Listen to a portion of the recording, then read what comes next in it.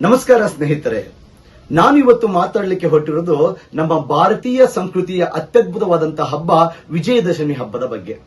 ಹಾಗಾದ್ರೆ ವಿಜಯದಶಮಿ ಹಬ್ಬ ಅಂದರೆ ಕೇವಲ ಬರೀ ಹಬ್ಬ ಮಾತ್ರ ಅಲ್ಲ.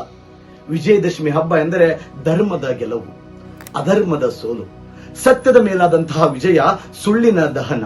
ಅಷ್ಟೇ ಅಲ್ಲ ಸ್ನೇಹಿತರೆ, ಮಹಿಷಾಸುರ ಮರ್ದನನ ವಿರುದ್ಧ ದುರ್ಗೆಯ ವಿಜಯ, ರಾವಣನ ವಿರುದ್ಧ ರಾಮನ ಜಯ, ಕುರು ವಂಶದ ವಿರುದ್ಧ ಪಾಂಡು ವಂಶದ ಬೃಹನ್ನಳೆಯ ಯುದ್ಧ.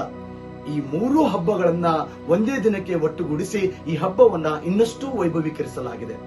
ಹಾಗಾದರೆ ಈ ವಿಜಯದಶಮಿ ಹಬ್ಬದ ಬಗ್ಗೆ, ಇದರ ಇತಿಹಾಸ ಮತ್ತು ಪುರಾಣ ಕಥೆಗಳನ್ನ ತಿಳಿದುಕೊಳ್ಳೋಣ ಬನ್ನಿ.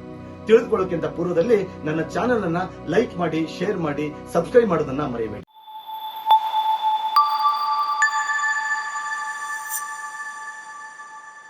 ಸ್ನೇಹಿತರೆ, ವಿಜಯದಶಮಿ ಹಬ್ಬದ ಕುರಿತಾಗಿ ಹಲವಾರು ಹೇಳಿಕೆಗಳಿವೆ.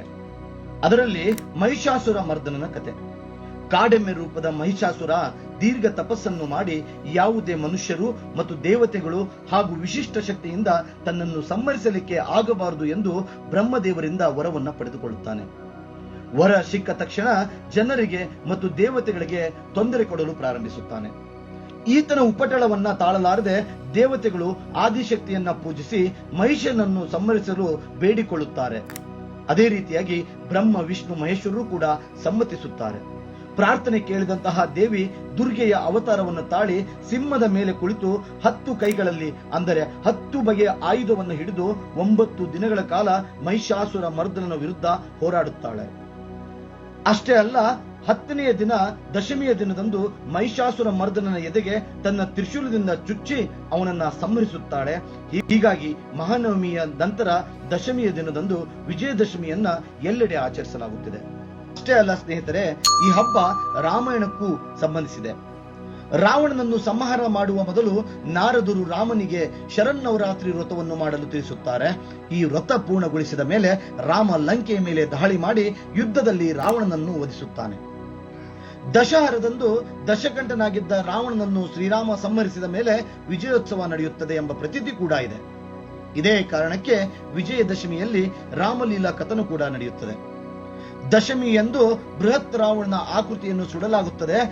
ದೆಹಲಿಯ ರಾಮಲೀಲಾ ಮೈದಾನದಲ್ಲಿ ಈ ಹಬ್ಬಕ್ಕೆ ಅನೇಕ ಸಿದ್ಧತೆ ಕೂಡ ನಡೆಯಲಾಗುತ್ತದೆ. ಅಷ್ಟೇ ಅಲ್ಲ ಸ್ನೇಹಿತರೆ, ಉತ್ತರ ಭಾರತದಲ್ಲಿ ಈ ಹಬ್ಬವನ್ನ ವಿಜೃಂಭಣೆಯಿಂದ ಆಚರಣೆ ಮಾಡಲಾಗುತ್ತದೆ. ಅಷ್ಟೇ ಅಲ್ಲದೆ ಪಾಂಡವರು ಮತ್ತು ಮಹಾಭಾರತಕ್ಕೂ ಕೂಡ ಈ ಕಥೆ ಸಂಬಂಧಿಸಿದೆ.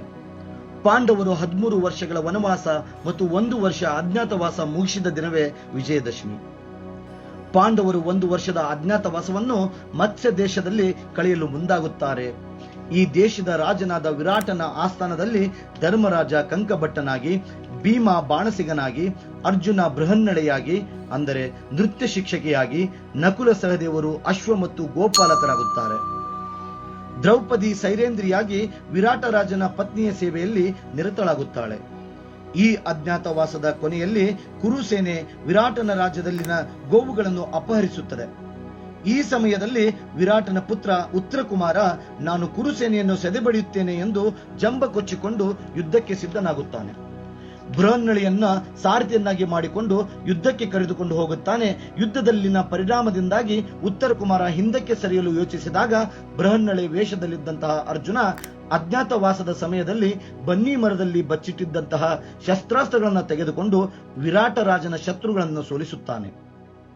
ನವರಾತ್ರಿ ಹಬ್ಬ ಮುಗಿಸಿ ದಶಮಿಯಂದು ಕುರುಸೇನೆಯನ್ನು ವಿರಾಟ ಸೇನೆ ಸೋಲಿಸಿದ ವಿಜಯದ ಕುರುಹು ಆಗಿ 9ನೆಯ ದಿನ ಆಯುಧ ಪೂಜೆಯನ್ನು ಇಂದಿಗೂ ಮಾಡಲಾಗುತ್ತದೆ. ಅಂದಿನ ರಾಜಮನೆತನಗಳು ನವಮಿಯಂದು ಆಯುಧ ಪೂಜೆಯನ್ನು ಮಾಡಿ ದಶಮಿಯಂದು ದಂಡಯಾತ್ರೆಗೆ ಹೋಗುತ್ತಿದ್ದವು. ಈ ಪದ್ಧತಿ ಈಗಲೂ ಉಳಿದುಕೊಂಡು ಬಂದಿರತಕ್ಕದ್ದನ್ನ ನಾವು ನೋಡಬಹುದು. ಮೈಸೂರಿನ ಒಡೆಯರ ಕಾಲದಿಂದಲೂ ಇದು ನಡೆದುಕೊಂಡು ಇಂದಿಗೂ ಮುಂದುವರೆದಿರುವುದು ವಿಶೇಷವೇ ಸರಿ. ಇನ್ನಷ್ಟು ಇಂಥ ವಿಷಯಗಳನ್ನು ತಿಳಿಯಲು ನನ್ನ ಚಾನೆಲ್ ಅನ್ನ ಲೈಕ್ ಮಾಡಿ, ಶೇರ್ ಮಾಡಿ, ಸಬ್ಸ್ಕ್ರೈಬ್ ಮಾಡಿ.